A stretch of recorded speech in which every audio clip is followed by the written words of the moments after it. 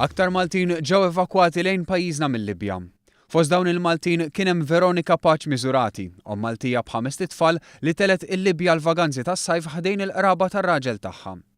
Viżibbilment emozzjonata meta reġgħet ingħaqdet mal-familjari tagħha f'Malta b'mod speċjali momma, Veronika tispjega li ġiet lura lejn Malta għas-sigurtà tat-tfal tagħha.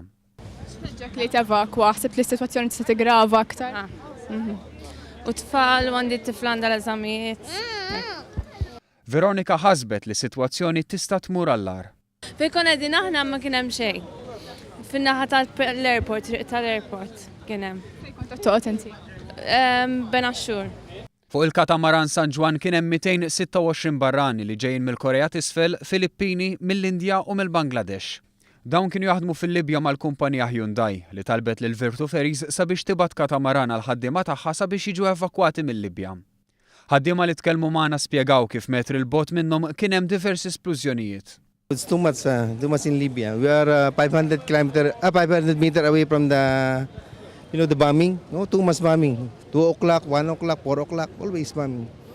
Firing, All this time, yeah. We are lucky our company Hyundai gave us opportunity to bring here through cruise ship.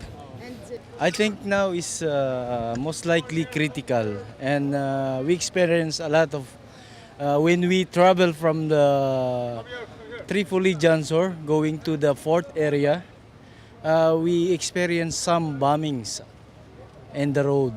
Is-sitwazzjoni fil-Libja qed tigrava minn ħin għal ieħor. It's getting worse. So every day the fire, and cluster. Libya is so bad now. Situation so bad.